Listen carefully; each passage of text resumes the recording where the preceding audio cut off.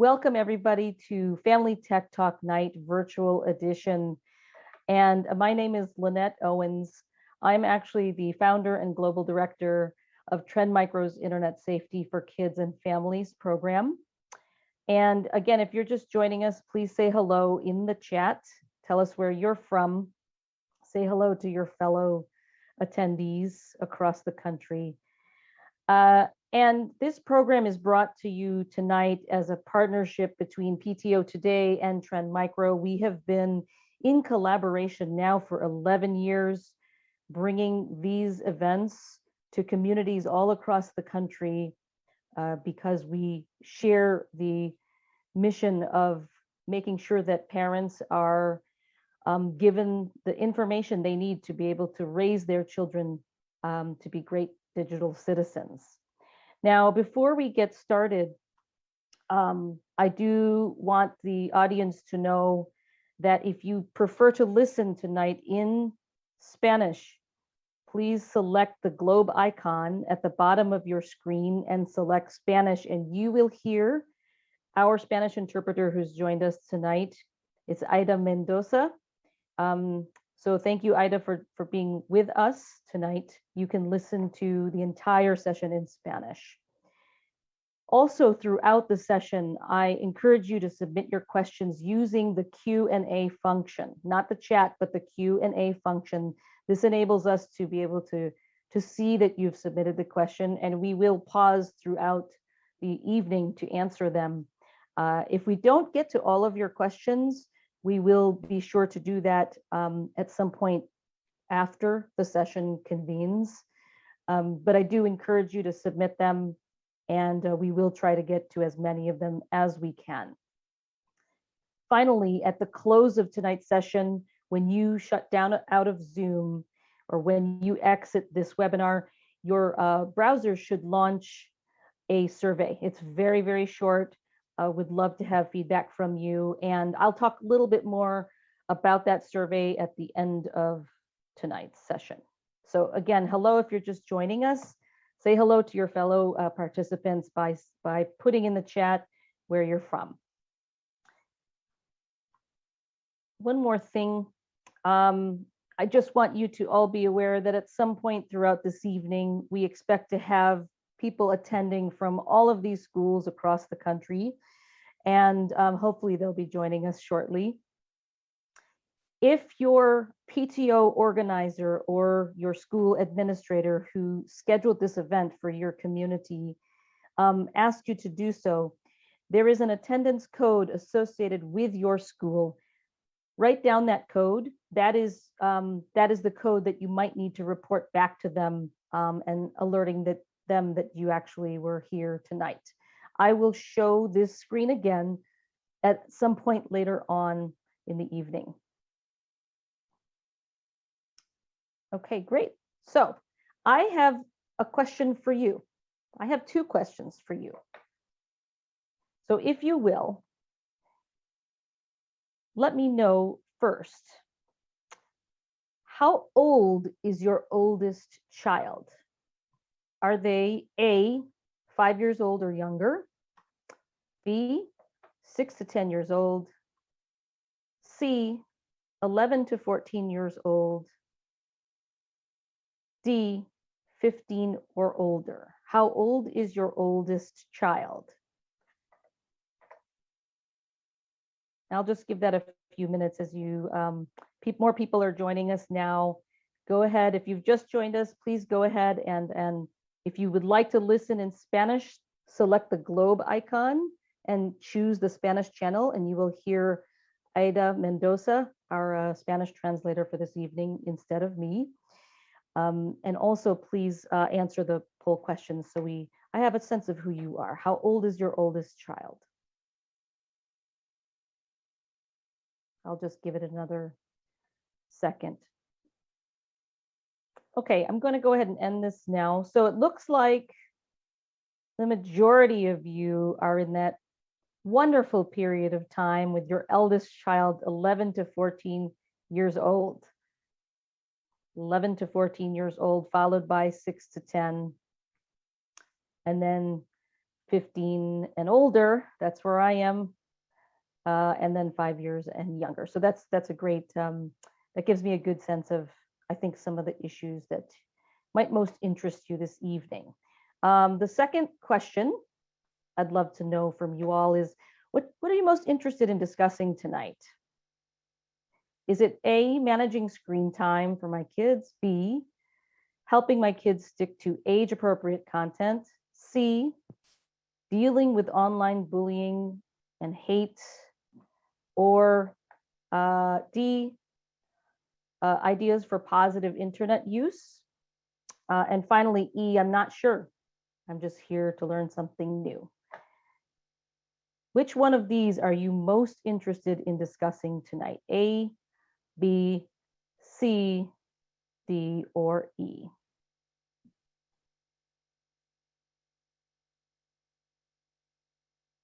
If you're just joining us, please go ahead and participate in our polling here. Just trying to get a sense of our audience tonight. Okay, I'm just going to give it another second and then I will end the poll. Great. Okay, looks like most of you are very interested in talking about age-appropriate content. How do I make sure my kids stick to that? Followed by managing screen time. And about an equal amount between dealing with bullying or hate and not sure. Just here to learn something new. Great. That gives me a good sense of where you are, what you're thinking, and hopefully we will address that and more tonight. So before I proceed, again, many of you have just joined us. My name is Lynette Owens. I'm the Global Director of Trend Micro's Internet Safety for Kids and Families program. We do this program together in partnership with PTO Today. This is our 11th year of doing this with them. It's an important cause. We feel that not enough of this education is happening across the country and certainly across the world. Our program is in fact active in 20 countries, and we've reached almost 3 million kids, parents, and teachers in all of those places. I myself am a parent of 2 kids. They are now teenagers, 15 and 18, and I started this program 13 years ago for Trend. Trend is actually, more than 30 years old and is one of the world leading organizations that help fight cyber crime. We are a cybersecurity organization, but this education initiative is something we have felt really important. We felt is so critical to truly making the world safe, not just for us, but even for our children. And so, in reflecting over the last 18 months, obviously a lot is very different now. The way we think about using the internet, we may have adopted new apps that we never would have dreamed of. In fact, Zoom that we're using right now was largely limited to corporate use. And now it's a very commonly used app in every home. Maybe some of your children who did not have a school issued device now have one because they had to attend school in some remote fashion for some period of time last year. A lot has changed, but there's several things that did not change. The first is our kids still need our guidance. The speed at which new applications, new games, new devices, and new issues that our children come across, the speed at which they happen, the speed at which they arrive is only getting faster. So even for us as parents to be able to give them that guidance, it sometimes feels like we're behind, we're not ahead of it. And that's why being here tonight is a great step for you all. The second is that the risks are still there on the internet. We know a little bit more. We learn more about how to solve problems every day, but it doesn't mean that those solutions are necessarily being put in place or being used in any way. So the risks are still there, and we will talk about some of those tonight. But at the flip side, nobody chose that answer when I asked you, what do you want to learn about tonight? Nobody chose the answer, what are some positive uses of the technology that our children have access to. And it's interesting because one thing that didn't change is the flip side of the internet. There are a lot of benefits to them. And again, the best example over the last year was in some form or fashion, school was able to continue. Maybe it wasn't ideal, but it was something. And that is because of technology. And finally, teaching our children to be good digital citizens is, and always will be a priority. It needs to be for us and for the world.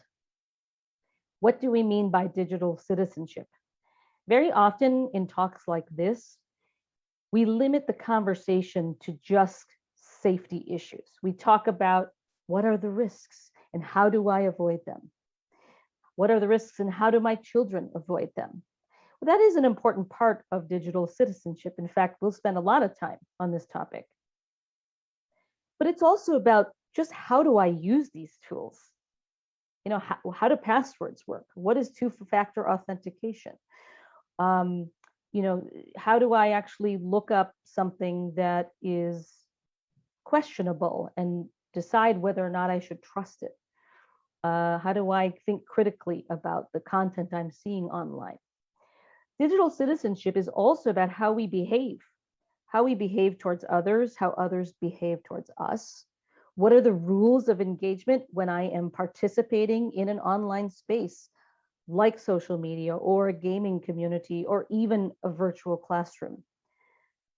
And finally, digital citizenship includes this last piece, mastery.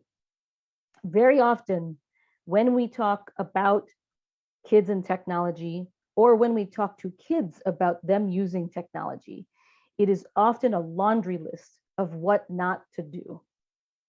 But it is equally important that we talk about the ways in which they can and should be using technology in ways that are positive for them, for others, and for the world around them. So I put this last one at equal levels to all of the others when it comes to digital citizenship. And we are going to talk about all of these things tonight. So the way we like to organize our conversation is around these 4 pillars. The first is being online. And specifically, how do we set up the right environment as parents? How do we set the rules? And how do we set a good example for them? The next thing we'll talk about is being safe. How do we protect our privacy and that of our children? How do we protect their information or help them protect their own? And how do we protect ourselves, our physical selves? How do we pass that information on to our children as well? The third is around behaviors. How are we kind? How do we model it? How do we encourage kindness online? And it's important that we talk about kindness in the sense of how we engage with others. But in a world where everything we do online is increasingly social, meaning it's connected to others, how do we help children think about directing some of that kindness towards themselves?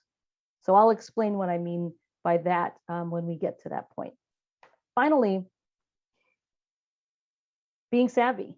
This is not just about knowing what the right things to do online, it's also about how you put them into practice. So what are good habits and what are good uses that we can encourage our children to do?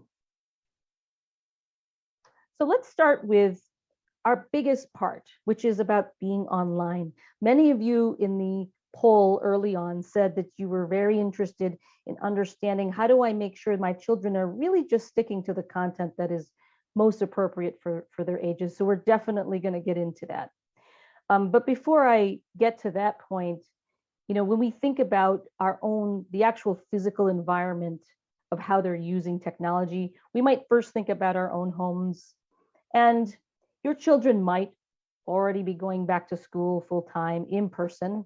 There may not even be any kind of remote schooling going on. But even if that's the case, our children, especially in that 11 to 14 age range, they're using technology for homework. And so, there's a lot of concerns about when they're on it at home, not for fun, but for school.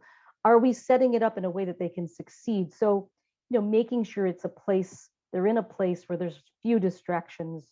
Using headphones can be helpful, either noise canceling or just, if they're listening to, a webinar or something for school, there's no distractions for them. I think taking care of the eyes, right about this time, almost every conversation I have now with people, when I ask them, how are you doing? And the first thing people are saying now is, I'm so burnt out.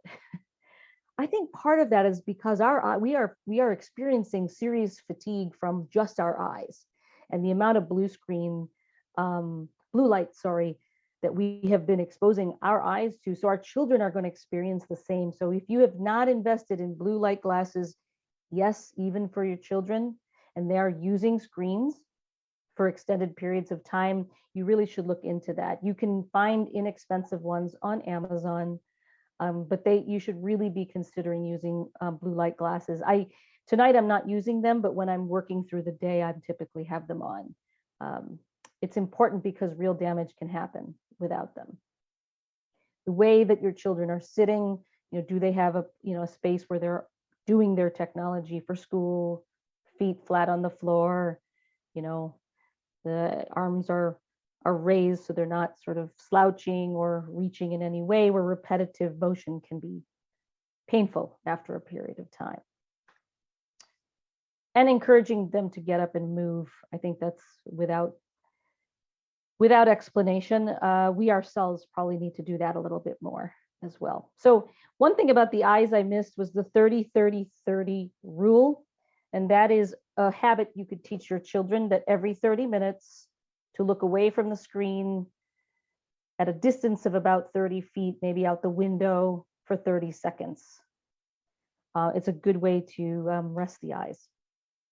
Now, let's move into some technology conversations, things you can do to set up the environment in your home. So obviously, if your kids are online, you've got a router that they might be using to connect through Wi-Fi to get on the internet with their iPad or even their phones, certainly laptops. One thing to consider is that your router gives you the ability to set up a guest network, and then there's the main network, right? And one of the things we like to encourage is that for devices in your house that have very sensitive information, let those devices connect to your router on the main part of it. But for things like a gaming console or your kid's Kindle or things that are not so sensitive, consider putting those devices on the guest part of your network.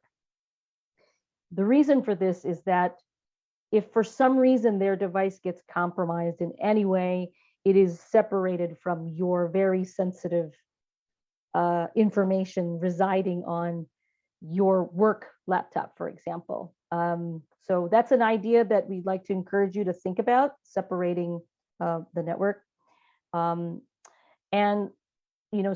first step there was really about making sure the password that comes to with your router, you change that frequently. Very often people buy a router, it comes with a password, a default password, they never change it. We encourage you to think about the password to your router the way that you consider the password to your social media or your email accounts. You should use strong passwords and you should change them frequently. Okay. I guess if everybody's at home, they may not be anymore, but when everybody was at home, using Wi-Fi extenders is a good way to make sure your network's running smoothly and people aren't hogging the bandwidth from each other. And finally, having conversations about when somebody's going to be online, so that you're not all on it at the same time. So if you can stagger usage time, that can make for some more peaceful moments in the house rather than chaos. In terms of security, we recommend that every device you own that connects to the internet should have security software on it. over the course of the last 18 months in particular, I think it's been because cyber criminals know we were online far more than we were at any period before. They're taking advantage of that.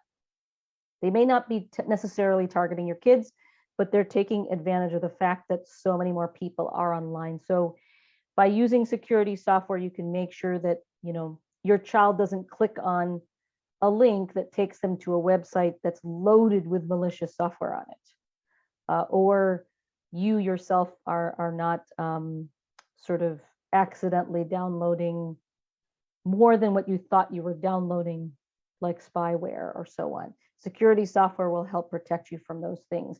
And inside that security software, make sure the firewall, which is a feature of it, is turned on. The firewall will watch the traffic coming in and out of your device and allow the ones known to be safe and okay, and not allow the ones that are not okay.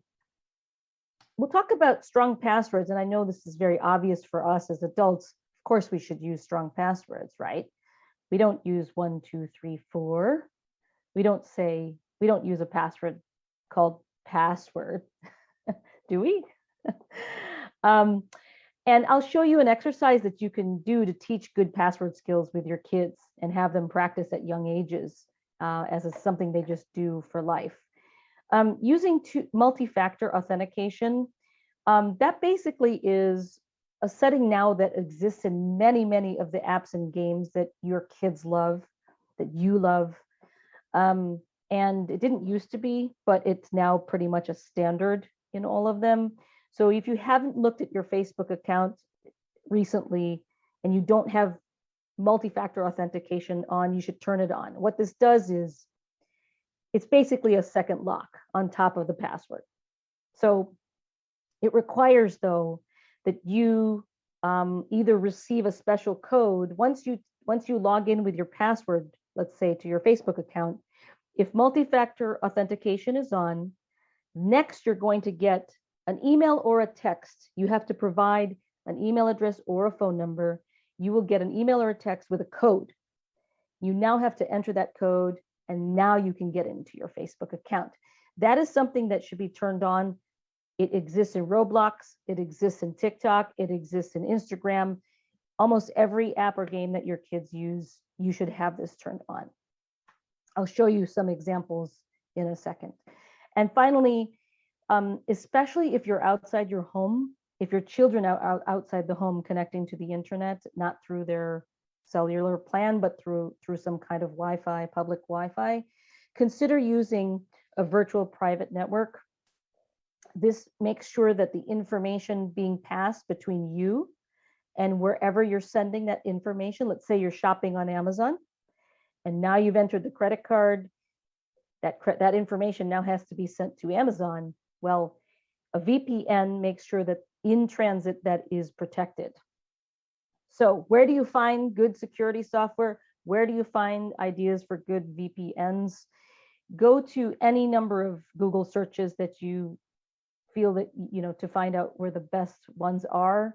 I'm a fan of CNET, CNET.com, as a place where you could find reviews on the best ones out there. A little tiny plug here, Trend Micro has several products, both for security software as well as VPN. So that's one that you could look up, but you might already own some products. And so if you're able to extend that to the other devices in your family that aren't already protected, you should.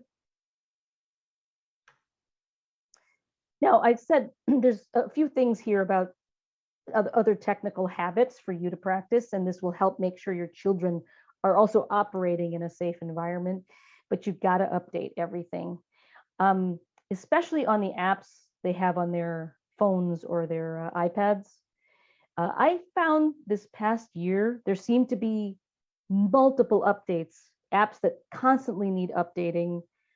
And many times those updates are really sometimes they're just because the usability of the app needed to be improved. But many times the updates are to secure some kind of vulnerability, some kind of security hole.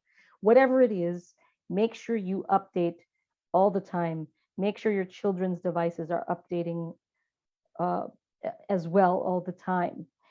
And you don't have to do it real time. Many times that can drain the battery from your phones or your iPads or your mobile devices. You could just set it to do it at night once you're plugged in for the night and charging so that it doesn't drain your battery. Another habit, this is one that you can practice with your kids at any age, but certainly as young an age as they start using the internet. But a strong password doesn't have to be a string of things you can't remember. You can instead think of a fun sentence or phrase, something your child will remember. And the password can be just the first letter of each word in the phrase or each word in the sentence that they come up with. And then throw in a special character like an exclamation point or an asterisk or a pound sign. So this I just use might need to buy more toilet paper soon because I do need to do that. But your kids can come up with these. It's a fun way to practice that strong password skill. Finally, back everything up. And if you're able to, you get some space. If you have an Apple device, you get space with Apple, right? If you use Google applications, you get space with Google iCloud. Some of it is free, but then after a certain point, you have to pay. Whatever it is, back things up. And if you can back it up both in the cloud on an online service like Apple Cloud or Google Cloud, great. But if you can also back up to a hard device, those drives that you could buy, on Amazon, at Best Buy, I recommend doing both. And the reason is one will back up the other. If for some reason you get hacked online, somehow you've lost everything there, you still have the hard drive. Or if for some reason the hard drive one breaks, you dropped it, it broke, you have the online as your backup to your backup. Now, tools. Real quickly on this, these are tools that might already exist in the devices you own, in the security software that you're already using. Maybe it's something offered by your ISP. You might have to pay for that. Maybe it already exists in your router as a feature. Certainly many apps have them. App stores have them. And these tools help you do exactly those things you talked about that you said was important to you. Things like filtering content that's not age appropriate, or limiting in-app purchases inside of gaming apps, or limiting the amount of time your child is spending online or on a particular app or game. So here are some examples that we're going to talk about. And I'd love to hear in the chat from you. Does anybody use iOS screen time in your house? Anybody use iOS screen time? Just put it in the chat and say yes or no. I see some of you are raising your hands. That's great too. If you're an Apple user, if your kids are using Apple devices, iOS screen time is a setting. It is in the settings. And what it allows you to do is a number of things. If you go to settings, you can select screen time, and here you will see the ability to decide for your child how much time they're allowed to be on the device. Now, this requires them to be set up as an Apple user under your Apple account. Okay, so Apple does a great job of explaining, how do I set up my child with an Apple account underneath mine? And once you have done that, now you can go into screen time, and by child, you'll be able to decide, do I only want them to use TikTok for 1 hour? Do I want them to use, browsing on the internet for, from 2 o'clock to 3 o'clock only? You can do all those kinds of things. And the way it works is you select the child under your account, and you decide whether or not what kinds of settings you want for each of those children. You can decide different settings for different children who've been set up in your account. And here I'm showing you content and privacy restrictions. So this is the place that you'd say, I don't want them to download any app for people over the age of 12, let's say. So definitely, if you use Apple and you've never heard of screen time before, I see many of you have not heard about it before, check it out. And if you go to Apple, if you search for Apple screen time, they do a wonderful job on their website explaining to you how this works and how you can use it for your kids. Are there any families out there who use Android, whose children use Android devices, or you use Android devices? Let me know in the chat. Do you use Android and not Apple? Android, as you know, is owned by Google. So Google created their own version. So Apple's is called Settings, Screen Time, and Google created a separate app called Google Family Link. So if you're not familiar with Google Family Link, I encourage you to download it. What this allows you to do is on the devices that, on the Android devices that your kids are using, and on the Google applications and sites that they might be using, like Gmail and even YouTube, by the way, Google owns YouTube. You are able to do many of the same things. You can filter the kinds of content and apps they're allowed to download by age or by category. You can decide how much time they're allowed to be on it even. And with Android mobile devices, you can even track their location. You could do that with Apple as well. I didn't mention it there, but Google has theirs. It's called Google Family Link. If you're not familiar with this app, I highly recommend you download that to be able to manage your children's Android devices. Now, does anyone know one of the most favorite apps that children love to watch videos on that Google happens to own? I already said it earlier. Put it in the chat. What app does Google own that kids love to watch videos on? Okay, great. There we go. YouTube, YouTube, YouTube. Thank you for answering. Yes. So there was a time before 2021 where the only way you could keep YouTube safe for your children was to decide whether they're allowed to use it or not, basically. I'm being a little bit cheeky when I say that. You could use YouTube for Kids, which is it's an app that just has videos for very small children. The problem with YouTube Kids is it doesn't really help us with the 11 to 14-year-old kids, right? Between the ages of 8, 9, 10, 11, and 14, some of them they just feel like they're too old for YouTube for Kids. But you as their parents, you don't believe they're old enough to just see anything yet on YouTube. This was our problem until earlier this year.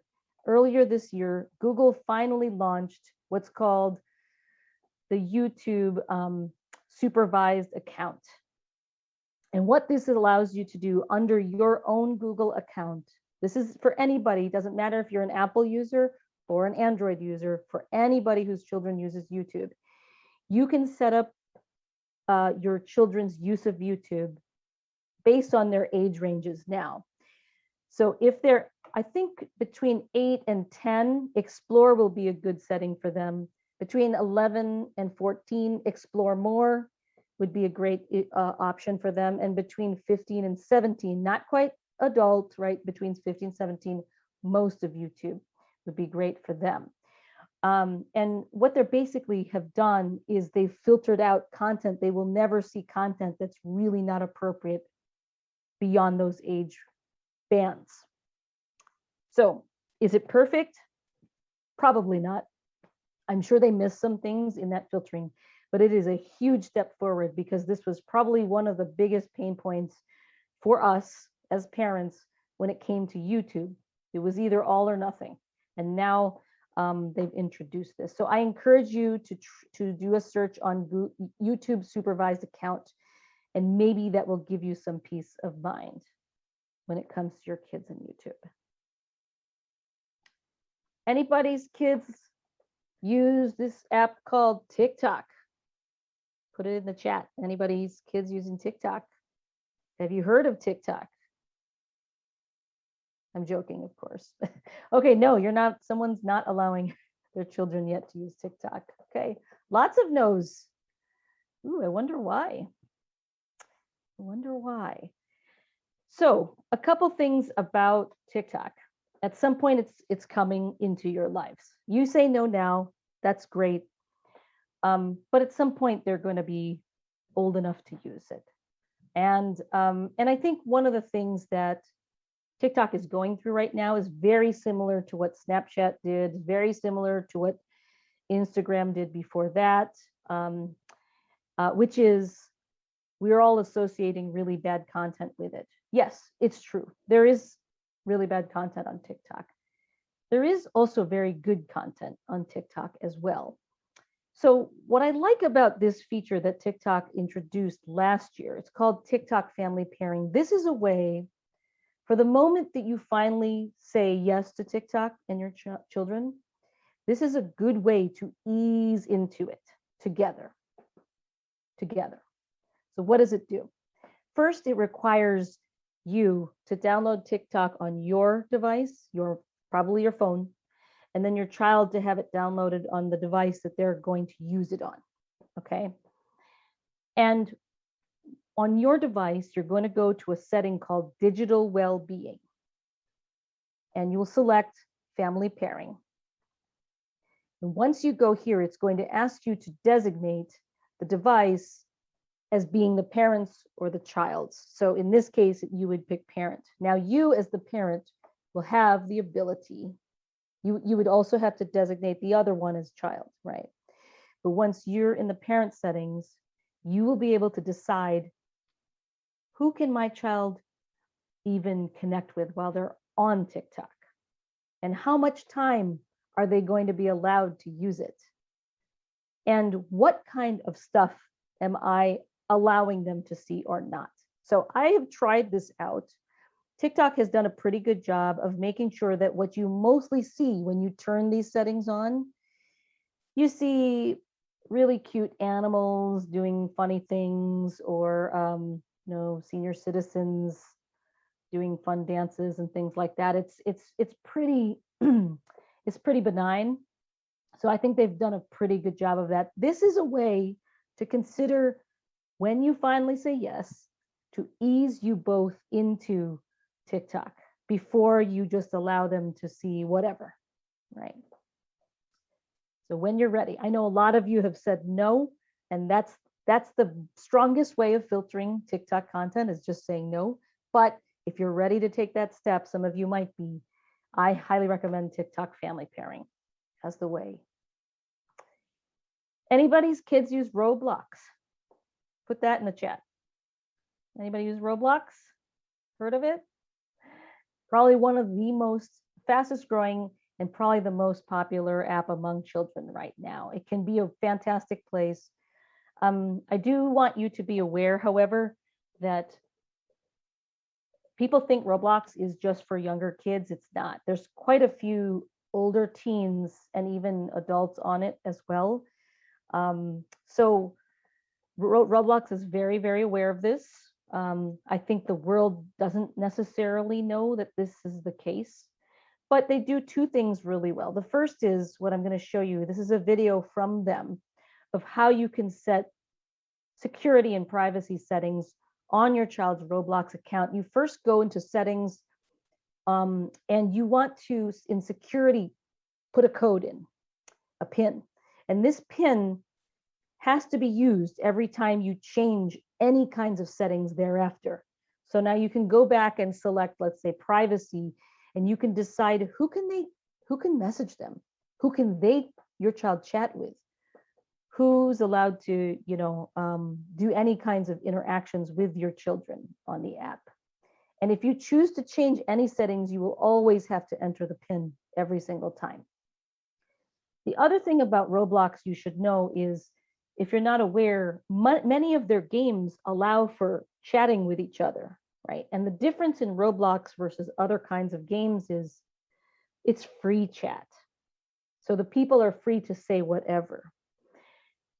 Roblox has invested a ton of time and money into people, human moderators, in addition to automated moderation, so that if someone were to ask another player, hey, what is your home address? Or what is your phone number? Their system will stop it from ever getting posted. They're very good about that. So you can rest assured, again, do people get around it? Possibly, but they're very good at it. That kind of stranger interaction won't be as likely as in other kinds of games. But I still recommend that you use settings like we just showed you here for Roblox, and also talk to your children about who they should or shouldn't be engaging with, or the kinds of things and information they should or shouldn't be sharing on any online platform. How about Discord? Anybody's kids using Discord? Have you heard of Discord?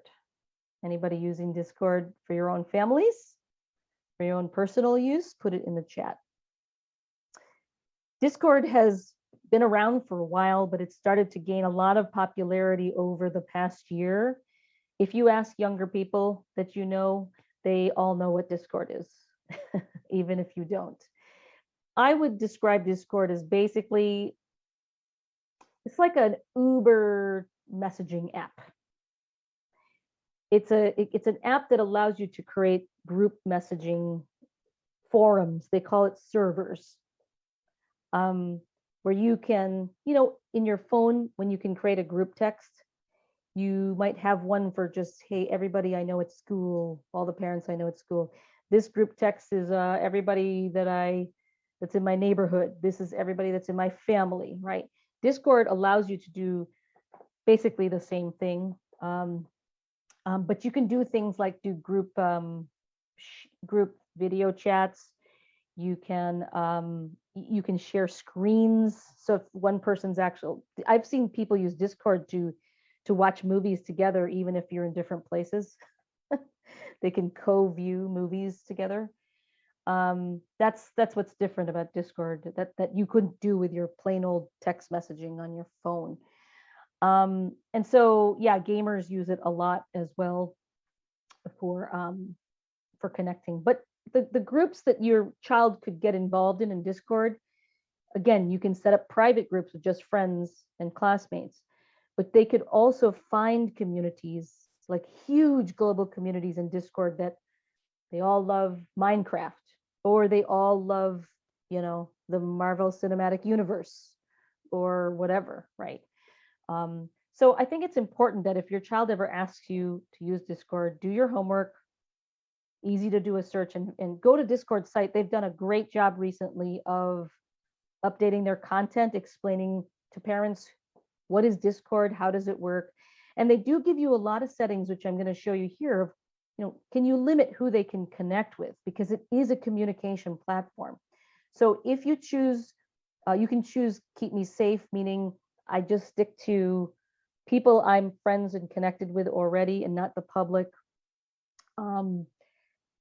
Or I don't, right? And the other thing they do is they will automatically scan images and videos that are being posted inside these communities, if you want that for your child. What they're mostly scanning for is explicit content, though. They're not spying on us. They're just making sure that no explicit content is being shared across its platform. So you can choose the strongest safety setting all the way to no safety setting, which is do not scan. And you can also limit things like who they're allowed to connect with, everyone, all the way to just friends of friends, or just people that are in a server or community that I am in. And finally, if there's someone on the account, someone in their community that's really bothering them, they can do what you can do in any social network: block them. that they do give you all of these are just some examples of ways that you can keep your child safe on Discord. And finally, I want to put a little ask here of you, because we've been doing this work. I've been doing this work for over 13 years, seen a lot, researched a lot, talked a lot, collaborate with a lot of these apps that we just mentioned. I've worked with people in all of those companies. We realized there were a lot of solutions out there that weren't meeting the needs of families. So we decided on our own just last month to launch something called Trend Micro Family. And it does a lot of what we talked about, limit times that your kids are online and so on. The problem is that today you have to go to all of those apps and do it. What we're trying to do with this tool is help you do it all in one place. So I'd love for you to try it. I'd love for you to tell me what you think. This is no charge at all. We don't feel like it's something we should be charging for. We feel like this is just something we should be doing for the public, and that's why we did it. There's another feature in here where if your child comes across a page and most of the content is okay, but one of those things is not appropriate, it will only blur the image that's not appropriate and not the entire page. So love for you to try it. The URL is there, tmfamily.care. Okay. So setting the rules, I will say this. We talked about setting the rules, setting the environment, using tools. On setting the rules, it's very simply this. You decide what are they allowed to use, when are they allowed to use it, how long are they allowed to use it, where are they allowed to use it? Is it, no phones in the bedrooms at night, or you're not allowed to use X game when you're at so-and-so's house, whatever that rule is. And finally, with whom are they allowed to use it? Now, this seems very straightforward, but one of the things that I recommend is if you haven't set these rules in this way before, think about doing it together with your children, saying, here's the rule of what you're allowed to use and why, and have them work with you also on what's the consequence if they break one of these rules, because they're more apt to stick to the rules that they help to set. And if there are siblings in the house, they will also hold each other accountable to those rules they set with you. So very highly recommend this. And I do want to spend a little bit of time on this middle one, how long, because a lot of you also said you're worried about the amount of screen time that your kids have had, is probably especially over the last 18 months, and maybe it's continuing today. So here's how I like to think about screen time. This actually comes from the Digital Wellness Lab. We work very closely with them.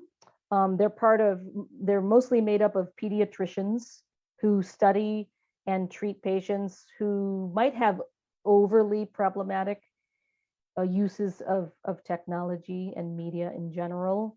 But this is a healthy way to think about screen time. Okay, that you could talk to your kids about this too.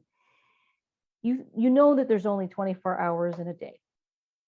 Okay, so what you could do with your child at the beginning of a day is sit down and talk about, or draw a pie chart, or just write these things down.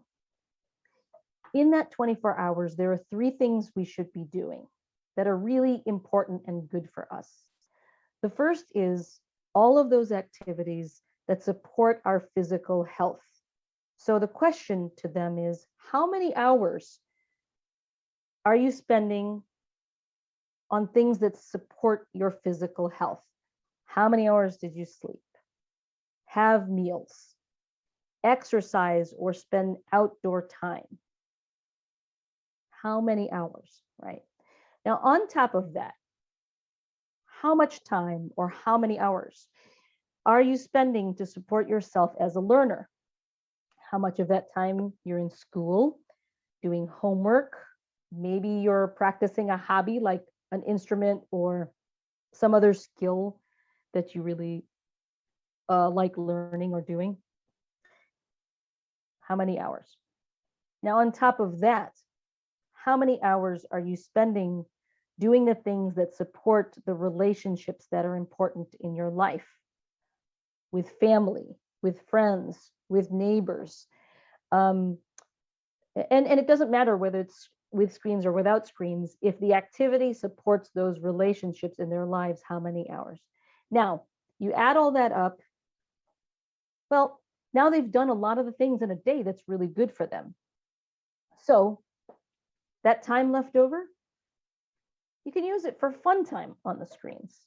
I mean, you can do other things. You don't have to do just screen time, but that's time where you can now have fun, right? Now, if that orange box equals 6 hours, that does not mean you should use screens for 6 hours.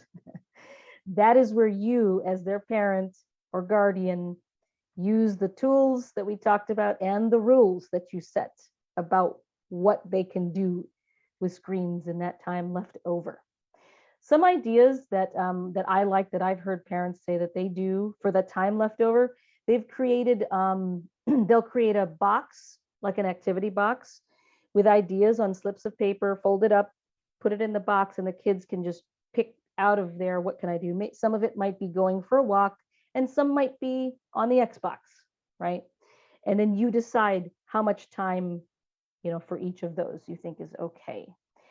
So again, what's most important about this is to teach our children that there are things that they're only meant so many hours in a day, and there are things they need to do that are really important and healthy for them.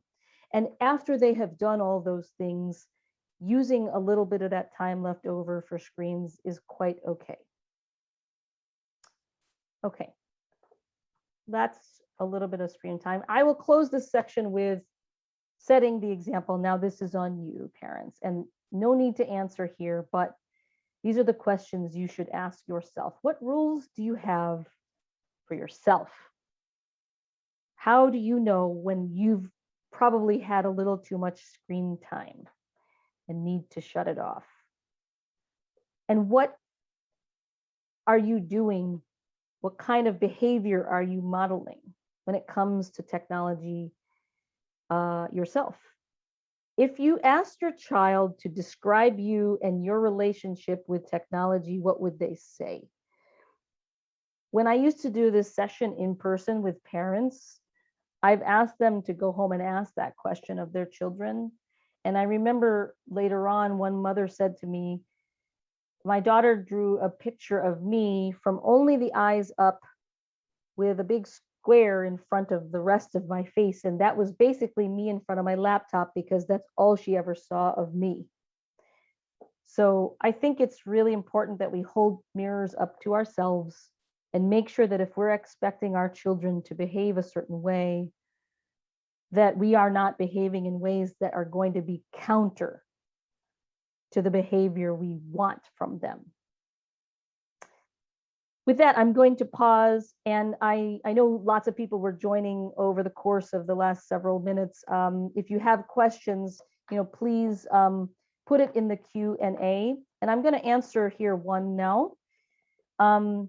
Aida, if there are questions from our audience who is listening in Spanish, please have them type it here in Spanish, and I will ask you to read it to me so that we can get it answered.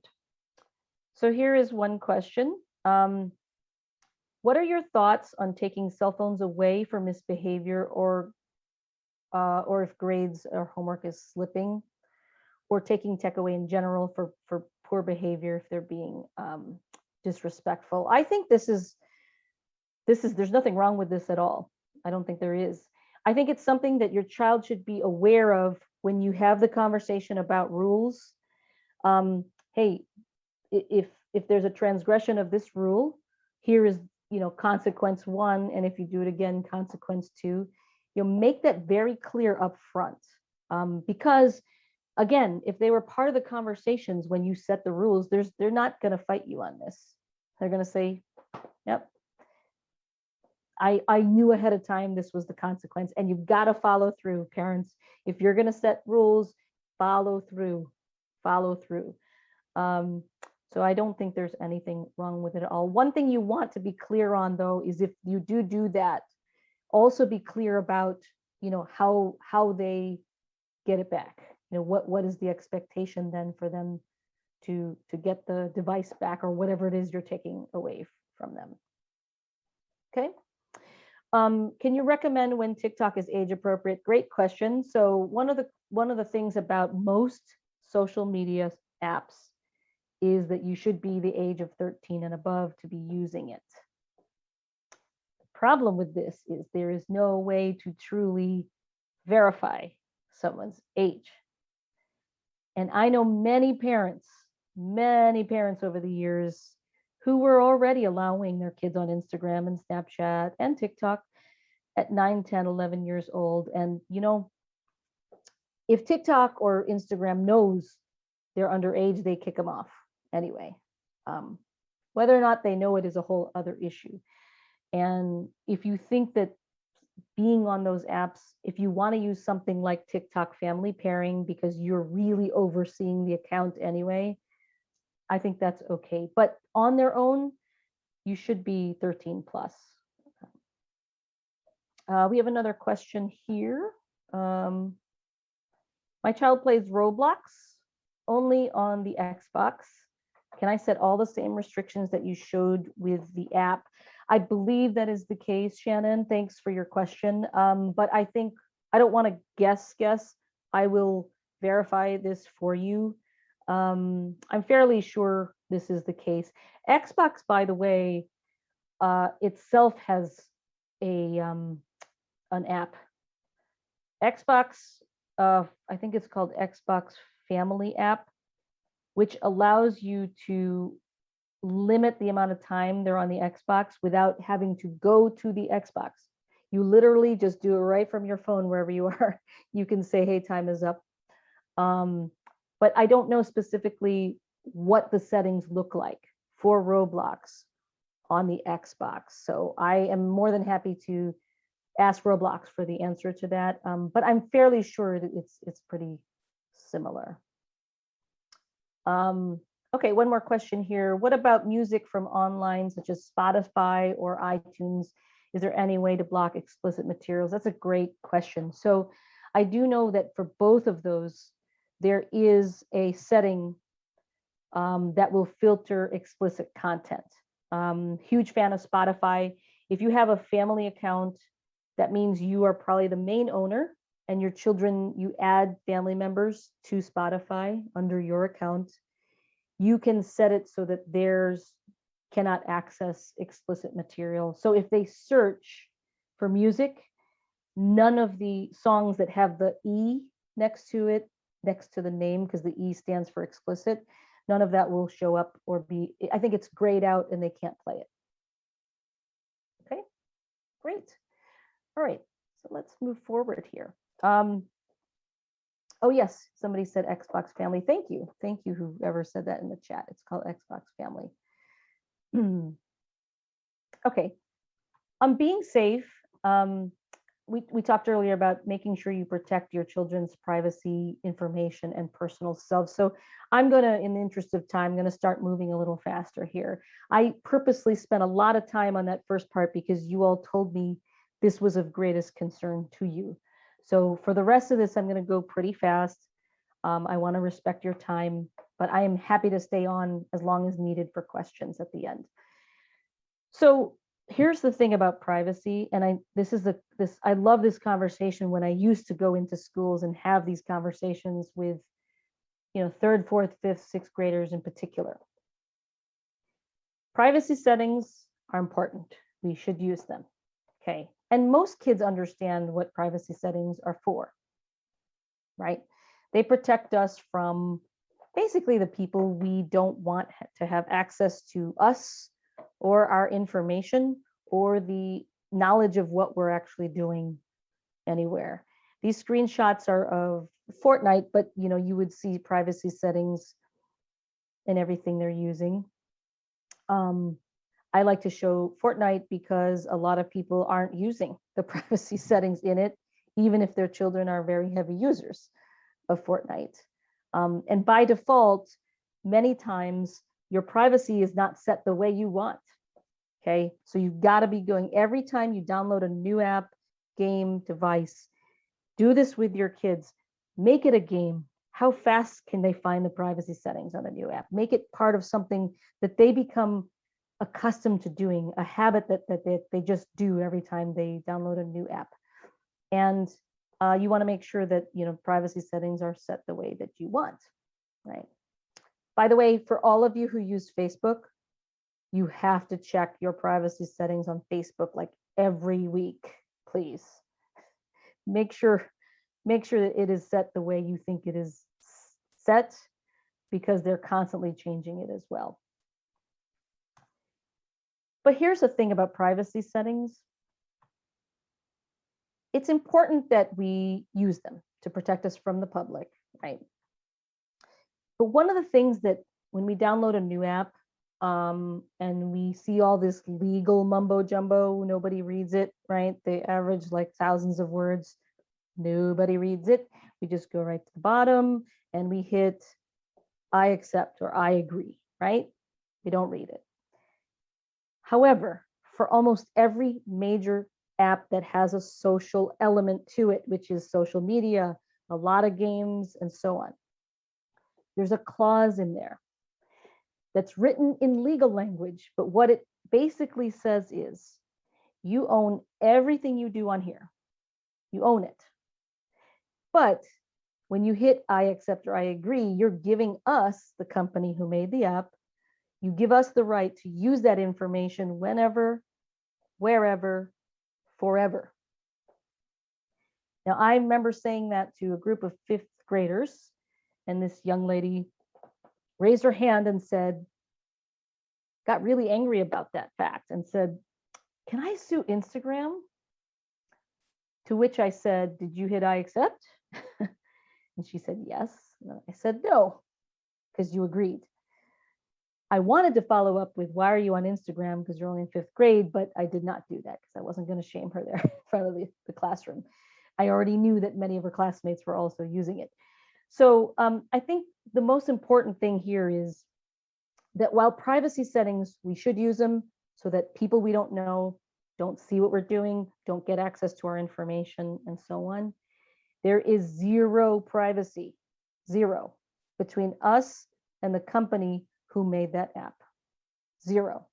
So when we tell kids, be careful what you post online because ultimately it's not private, that is why. These companies whose apps we use so freely, we love to use and post all kinds of information, right? We think we're only telling a small group, and we are. But then there's this lurking third party who's always there, who is holding that information, who has servers all over the place, who replicates that content across their servers, right? That information we think is private is being held by this company. And if something were to happen to them, if they were hacked, then all of a sudden everything we thought was private isn't anymore. So we must behave online as if it is public. That is the reason. And when I say that to kids, they realize, look, I'm not just trying to lecture you because I don't want you to embarrass me with something you post online. It really isn't private. It goes over pretty well, actually, with kids. They might act like they're not listening to you, but they are. Now, on protecting information, I will just say this: cyber criminals who, they're targeting us. We have bank accounts, we use credit cards, we do shopping, online. We probably do a lot of other things like file taxes and so on. So they're not necessarily targeting our children, but our children go to the places where cyber criminals camp out. We've seen them in places like poison search engine results or fake posts on social media with links that are actually leading them to websites that are full of malicious software. So it's first important, again, especially with the younger ones, they might just click and they don't know where they're clicking, or on a mobile device, they might just be tapping and we don't know where they're going. It's important that you're using security software on your devices, especially the ones that they are using to access the internet. But also,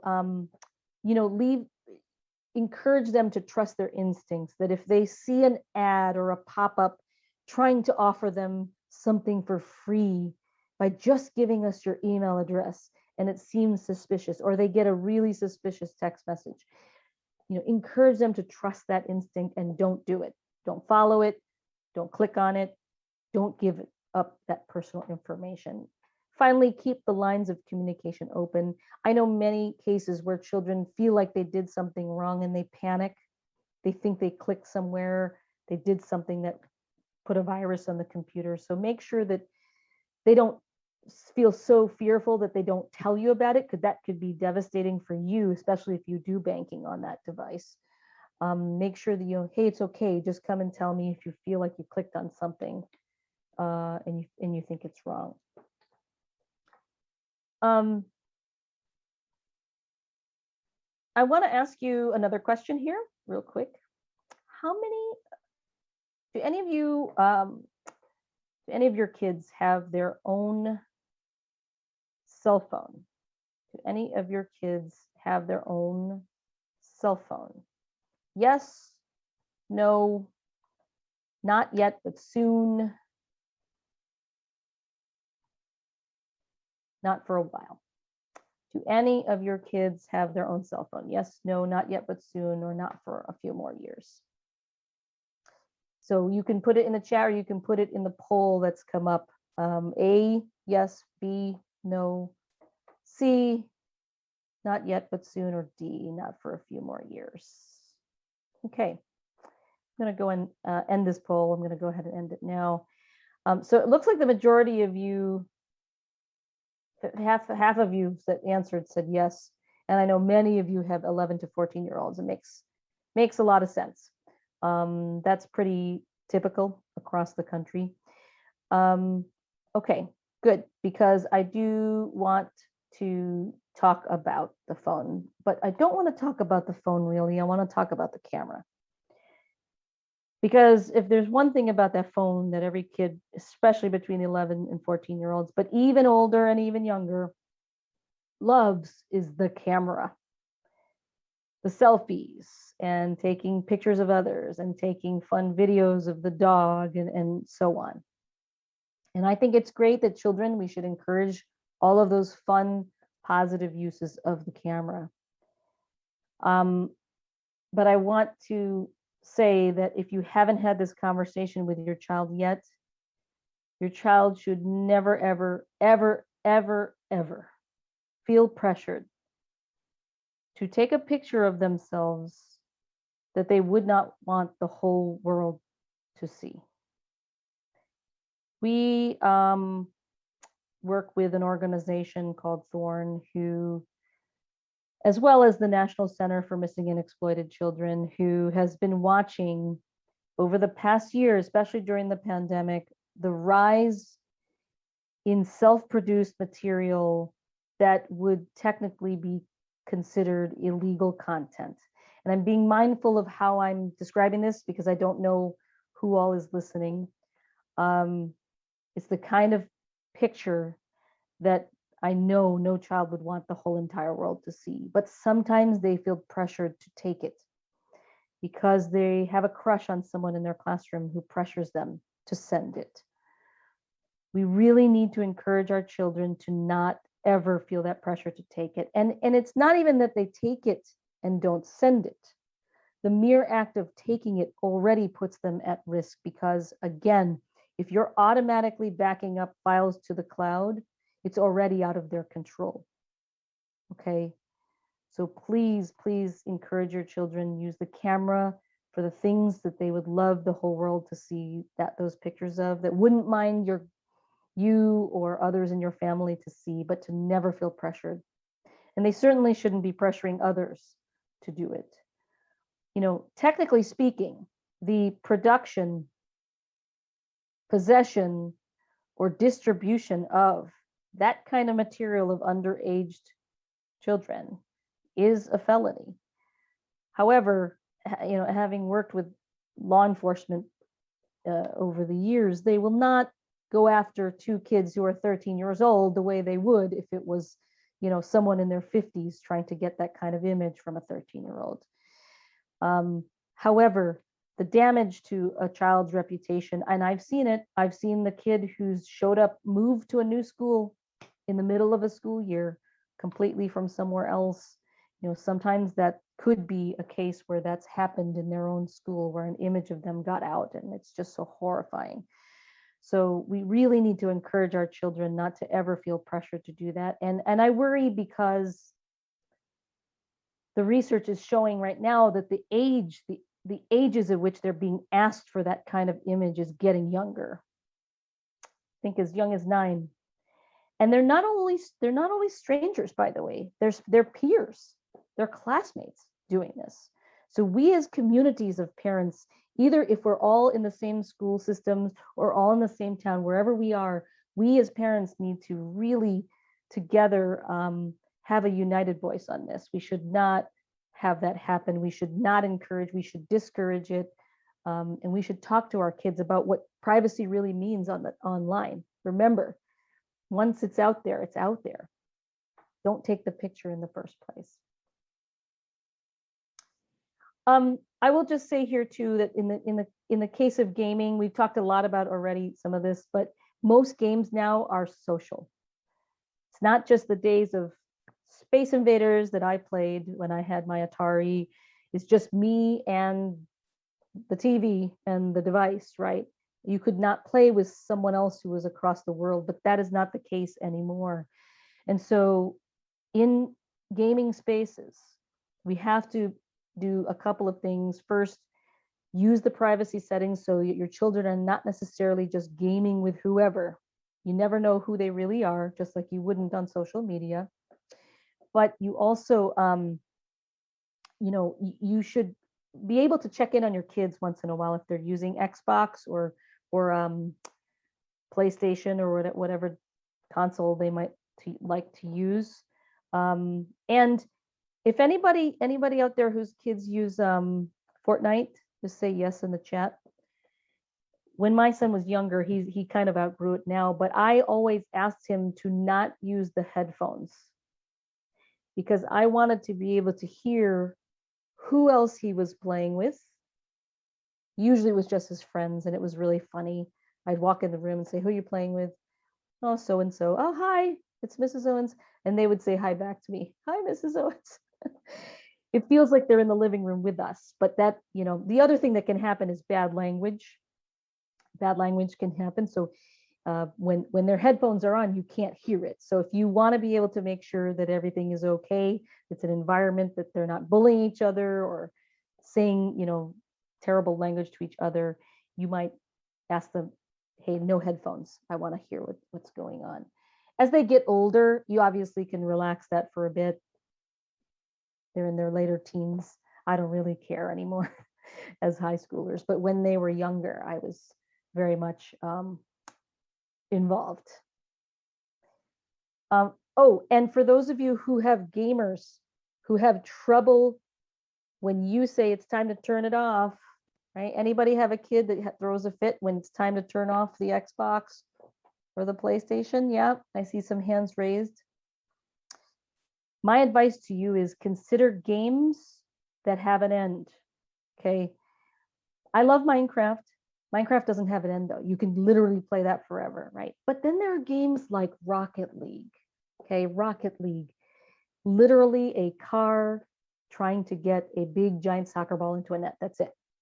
What's really nice about Rocket League though is the time starts and then it ends and the game's over, right? Madden football, NBA 2K21, FIFA 2K21, they're harder to play. I'm terrible at playing them, but they have timers too. They end. So do some homework and look for games that actually have an end to them if you have a child who has difficulty getting off the game right now. It's understandable because some games, they're obviously designed to achieve levels. Therefore, they want to keep going. I don't want to lose my progress, right? So if it's very clear and they can articulate to you, look, I'm just this far away from that end, you might just say, okay, fine, but once you reach that, time is up. I know parents who use some of the tools, those technologies that limit time, and it just cuts off the child right at the point where they're just about to reach that accomplishment. And oh boy, it's just a meltdown at that point. So that's why sometimes I'm not necessarily always a fan of just the timers, like it just cuts them off the internet at this time, especially if they're going to be using it for something like that kind of game. What might be better is for you to check in and say, hey, 10 more minutes, then count down 5 more minutes, and so on. You certainly should still set the rules, but you can avoid the complete meltdown if you have a clear understanding of, hey, you don't get to play this all night long. All right, great.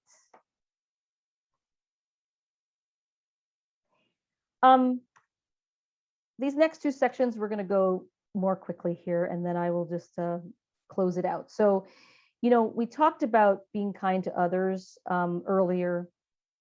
Our kids are learning this at a young age. In kindergarten, what does it mean to be a good classmate?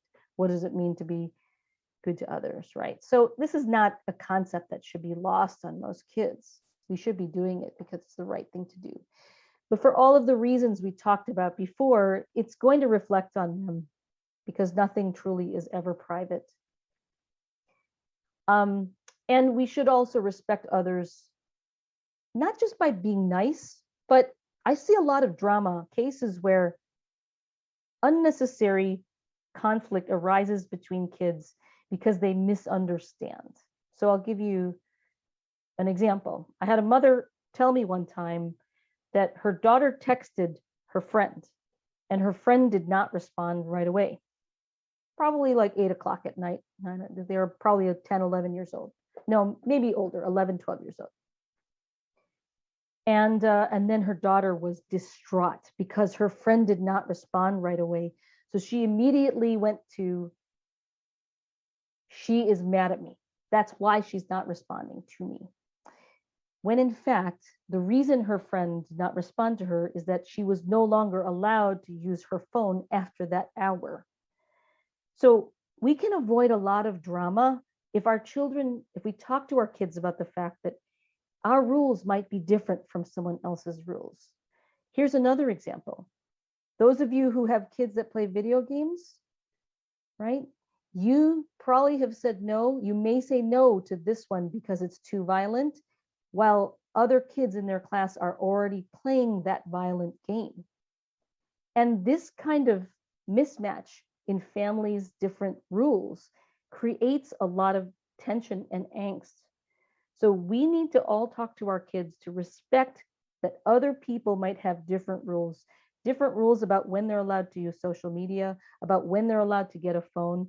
It used to be the stuff we grew up with. When are you allowed to sleep over or walk home by yourself for the first time or get your ears pierced or date or watch a rated R movie, right? Technology is no different. So we have to, if we all did this with our children, to say, hey, you might be allowed to play it, but someone else is not. So please don't make them feel bad for that. That you need to respect that and that family's choices. Okay. And a lot of times with kindness, because again, everything's more social, and I'm specifically talking to anybody here whose children are starting to use Instagram. Oh my goodness, especially in that 13 years old, when they first get onto social media, it's just freedom in a candy store, right? They're just trying to friend everybody and follow all their favorite movie stars and fashion trends and music and all that stuff. And they just can't get enough of it. Eventually it gets old, but in the beginning it's quite intense. But some kids might start to equate their own value with the number of likes they get on a post, the number of people who accept their friend requests. And some kids can become very distraught or very sad because they're not getting as many responses to a picture they posted. How many of us feel good when we post something on Facebook and a lot of people like or love it? It's very reaffirming, right? And as children, we have to remember that when they feel things, when they feel bad, they feel really bad. And when they feel good, they feel really good. This is just part of normal development. But so it's up to us as parents. We did not have social media when we were their age. We have to keep reminding them, you are not equal to the number of likes, followers, comments that you get on social media. You are greater than the sum of those. We have to keep on reminding them of that. Okay. Just know that that's territory you may face once your children become users of social media. So, the things that we can do is to be supportive. Talk to your kids about what they're seeing and doing online. Pay attention to changes in behavior. If anything is troubling, something all of a sudden happens, you don't understand why, this is a time to sit down and talk to them. And if they won't talk to you, seek help. Maybe it's a pediatrician they could speak with or a counselor at school they could speak with. Be prepared. And there are 2 questions I like to ask you as parents. Be ready for these questions, and hopefully you never have to go back to the answers. The 2 questions are, what would you do if your child ended up being bullied online? Okay. The second question is, what would you do if your child was the one being unkind to someone else online? I'm a big fan of the Cyberbullying Research Center. There is fantastic resources from them, research-based. They work with school districts everywhere. Lots of great practices on how you can be prepared for either one of those situations. Hopefully you will never have to deal with it. But it's not a bad idea to think about as parents. What would I do if either of those 2 situations happened? And anytime you find people being good, people being kind online, share those stories with your kids. They need to know that there isn't just hate and divisiveness and inappropriate things happening online, that in fact, there's a lot of goodness going on in the world. We don't lift it up enough when we see it. And so I encourage you to be some of the people who make those things be known to our children so they know. Okay, this part's fun on good habits and good uses. So first thing here is, it's very difficult online to know what you can trust anymore or not. It's too easy, right? It's too easy for someone to open an account and pretend they are this person when they are in fact not, right? So there's a couple things, skills you can teach your kids, and you even as adults, if you're not already doing this, these are things you can do. I'm not sure if I can trust that or not. I don't know if that image is really them in the photo of that Twitter account, right? The first is you can do and kids are pretty savvy on this stuff. You could actually do, for images, what's called a reverse Google search, a reverse Google image search. So you would copy a photo that you see somewhere and you look up the term reverse image Google search, and Google will spit back where else it has seen that image. And we know that there are people who create fake accounts where, okay, the image is clearly not them because Google found that it has been used in a magazine for this story, and it's been used somewhere. It's like some kind of stock photography that's been used. So now you know, okay, that's not a person. I don't think that's the real person behind this account. If it's a news story or some kind of hoax, or you don't know if it's real or not, I think it's important that we teach our children to think critically. Don't believe something right away. Don't react to it. Don't share it. Don't like it. Don't do anything with it until you have thought for a minute and ask some important questions. And without going through this whole list, we did, together with the National Association for Media Literacy Education, We created a parent's guide to building healthy relationships with media. And we go through scenarios. Hey, a child comes home and says, hey, I heard this I saw this on Instagram. And the parent says, oh, what did it say? And it goes through different scenarios, conversations that might actually happen between you and your child, and how you can help them start to ask the right questions before they believe it or fall for it or do anything with it.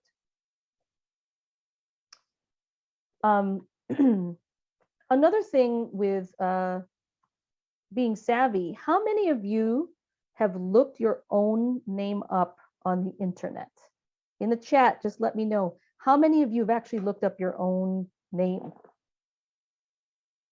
on Google? And what did you find? This is actually a good skill that you might want to, or a habit or an ability you might want to pass on to your kids, because anything that is publicly indexable that has been posted about that name will become visible to the whole world, okay? So if you posted something about your kids on Facebook behind privacy settings, that will not be publicly indexable. No one will find that if they do a Google search. But if they were in the news for something, let's say they were part of their troop, a scout troop or a school play, or they did something for their school and they're in the news, that will be, right? You'll also find your cyber twin. You're going to find people who share your name but aren't you. And you might want to know who your cyber twin is, because there might be something about a person who shares your name that you don't want to be associated with. You want to be aware of it so you can explain it away if you had to. For your children, it could be later in their lives while they're applying for college or a job. You need to be able to explain away, that's not me, that's someone else, right? So there's a way that you don't have to look for yourself every time. You can actually set a Google alert on your own name. I actually use this for my work all the time, not only for my own name, but also for topics of interest I have for work or personal matters. You just simply have to go to google.com alerts, and you can, what do you call this? Type in the phrase that you want to be alerted on, and then Google is going to send you an email once a day, once a week, however frequently you want, whenever that word, phrase, or name comes up in the public. Okay, so this video is just showing you how it works, but just go to google.com/alerts and you could put this, you could enter your own children's names or your own name, and you will be alerted whenever something public is posted about you. Okay, hope that's helpful. The last thing I will say on being savvy is is this number. So we've been following the Kaplan Institute for some time, and some of your kids are still too young, but it's never too early to think about this. The Kaplan Institute is an organization that they put out, some of the standardized tests like PSATs and so on. But back in 2014, so that's 7 years ago now, they started asking admissions officers in colleges across the country, beyond the application that the student submits, do you look them up on the internet? And when they first asked this question, 25% said yes, then 30 the next year, then 35, then 40. And about 2 or 3 years ago, they changed the question a bit. The question wasn't, do you look them up? The question was, would you look them up? So you can see the number has gotten as high as 65% as of this January, right? Would you do that? But what's interesting is the follow-up question to it that they have since added, okay? Of the people who did look, 58% found something that they didn't like, and it helped them make the decision, you know what, this is probably not the student we want here. At the same time, though, 42% who looked found something that made them their candidacy more favorable and pushed them into the yes pile. So why do I bring this up? I earlier talked about mastery. When we talk to kids about technology, we very often talk about what not to do, what we should hide, what we should not allow the world to see. But there are reasons why we may also want to teach them how to use the internet in positive ways. And this is one example. If they are a writer and they get later in life, they could start a blog, showcase that writing. If they like to make videos, when they're old enough to have their own YouTube channel, they could do that and showcase some of those videos. There's a lot of student athletes out there. And I know the app that is very highly used is called Huddle, Hudl, where you can start to see your sort of performance highlights. If you're a singer, dancer, musician, all of these things, there are actually ways in which our kids could be using the internet for positive and productive uses for their own future, but not just for them. They can use it to learn something they never did before. And I think a lot of us probably did this. I hear baking bread was quite popular over the last year and a half. And learning how to do that through the internet, promoting causes or raising money for a cause they care a lot about are also positive uses of the internet. We talked already about showcasing accomplishments, and this last one is my favorite. Enter contests. It doesn't matter. It doesn't matter if you win or not. What's great about contests is it's online, first of all. It teaches them to learn to work to a deadline, to work within rules boundaries, to be accountable to something, and maybe even win at the end. It doesn't matter. You could start to build a portfolio of contests, things that you did to enter, even if you didn't win, right? These are great positive uses of the internet. So with that, I would just like to kind of close this off with a couple of resources. First is that a lot of what we talked about today, we this year decided schools are not having us come back yet. I think a lot of schools are not comfortable with us to come back into classrooms and talk to your students. But we decided to launch just this month our own Cyber Academy. And these are exercise modules you could do with your children. We launched 5 modules to start, but we'll be adding more over time. And right now, here are the first 5 that you could have your children do. Go to trendmicro.com/internet-safety. 5 different modules. Each of these modules comes with a short animated video. 2 minutes, they're going to watch this little cartoon, and then they're going to take a Kahoot quiz to reinforce the learning. And then there's an activity guide sheet that you could print out. Some of it's like word finds or mazes or coloring sheets, if you think that would help them.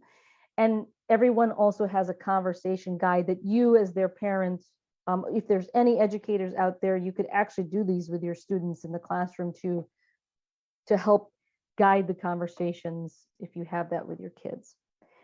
And here are some of our upcoming episodes as well. So a lot of it we talked about as parents. We are trying to create modules that accompany everything that we talked about tonight for your kids. So please visit us there. I'd love to see your kids use it and give us feedback. We'd love to have as many people out there using these as possible. So, in conclusion, stay active. I am going to be emailing out to the attendees of tonight, not only a list of resources that I referred to tonight.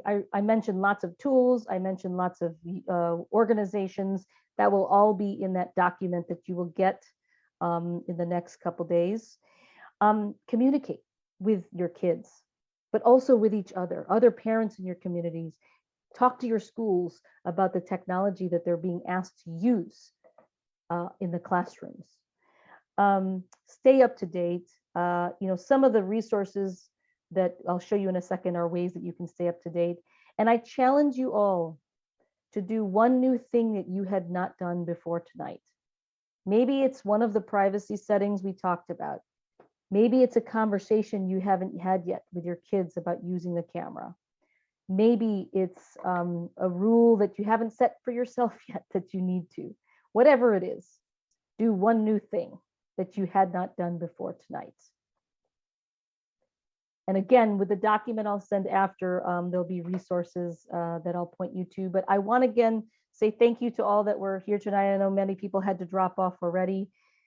If you need to provide an attendance code to your school that you were here tonight, this is your attendance code. It's very easy to remember, actually. It's the date, 10/19/21, dash a number that is specific to your school, okay? I'll hold that up there. I'll pull that up again in a minute. This is our website. You can find a lot of the stuff we talked about, including that Cyber Academy, trendmicro.com/internet-safety. And this is the site from PTO Today, which has a number of resources as well on their teacherlist.com site. So earlier I said, when you shut out of Zoom, there will be a survey popping up for you. Please, please, please enter this. If you do, give us your email address in the feedback, then you will be entered to win a copy of one of our security softwares. Good for a year. It covers up to 5 devices in your home. So you can do the feedback without putting email. That's totally fine. But if you include your email, you'll automatically be entered for that. Thank you so much for being with me tonight. I know we went a little bit over time. This is our first one for the whole school year. So I had a little bit of a break since May, a little rusty, but I appreciate those of you for sticking with me. And I'm happy to stay on for any questions you might have. Again, anyone listening in Spanish, please type it in Spanish, and Aida will help me translate it if you do. Okay, we have one question here. How can I set security settings in Facebook? So Heidi, this is something that if you could do a quick search on this, but usually in Facebook, if you're using it on your phone, there's a settings tab, and there it should be one of the first things that comes up as an option is security. And in security, you should have the option to turn on multi-factor authentication. You could also change your password there. It gives you decisions about whether friends can see your posts, or friends of friends can see your posts, or the whole public can see your posts. If you're very worried about your privacy, I would put it on the strongest settings, which is only friends, right? I hope that helps. Another question here. What are your thoughts on Google passwords? Google passwords. I'm not sure exactly what you mean by that, if that means using passwords on your Google applications, or if there's, I'm not familiar with Google passwords, but Kayla, I'm happy to provide a deeper answer to this after tonight. Or if you want to put extra content about your question in the chat, I'm happy to, if you want to expand on that a little bit. Oh, their password manager. Okay. Yes. Absolutely. If you can use a password manager, I highly recommend that. Trend also has one. It's free. Google's is also free. This helps you, it generates pretty difficult to break passwords. So it's not a bad idea at all. I think it's fine to use, especially if you don't want to have to remember passwords all the time. I want to tell you something funny about passwords. Teenagers that I talk to, their approach to passwords is this: they never remember their password. So every time they log into their app, they reset their password every single time. That's how they manage their passwords. I think it's kind of funny, actually, but it's not a bad approach. It just takes Takes a little work. All right. Well, with that, again, thanks everyone for joining tonight. If you are interested in getting the recording, please send me an email. You have to request it. I think you also worked with Kimberly Keys. Those of you who organized this event for your schools, also reach out to Kimberly. She will be able to make available the recording of tonight's session. And if there's anybody in your community that missed attending tonight, we are hosting 17 more events live. So while a recording is really fun, you don't really get to ask your questions live. So I would recommend, again, going to our website and taking a look at all of our future events and see if people might want to join then. All right, great. If you need to go, please go ahead, and I'll go ahead and answer this final question. Do you think there's an age too young for a cell phone, for example, 3rd grade? Holly, I wish I could give you a definitive answer. I get asked this question every single time. How old should my child be before I buy them a cell phone? There is really no right answer. I think it's what you feel is your family's needs. If your child starts taking the bus or walking home by themselves, and you feel more comfortable having a way to connect with them, I think that's fully within your decision as a family. Now, you may not want them using it for things like social media yet, or group chatting or whatever. But there are ways that you can do that. We started our kids off with a Go phone. So it's a plan through AT&T where you only put a certain amount of money at a time. You can just put like $25 and then if it runs down, you're alerted that you need to put more money rather than getting locked into a big 2-year contract or anything. So I think the question you have to ask yourself is, what is the purpose of the phone, right? Now, if it's just for things like playing games or watching YouTube for kids, there are other devices that are less expensive than a phone that you could potentially do that with. They could just share one of your devices too. So I'm sorry I don't have a more definitive answer to that, but that really is your decision as a family. All right, if there's no more questions, I will say goodnight. I failed to tell everybody I'm dialing in from Boston, so but I do, those of you who are still left online, and to you also, Ada, for staying online with me this late. I really appreciate it. I hope everybody got something out of tonight. I look forward to hearing from you in email. Follow me on Twitter. I'm fairly active there. I try to keep you up to date on things that are going on when it comes to our kids and technology. Good night, everyone.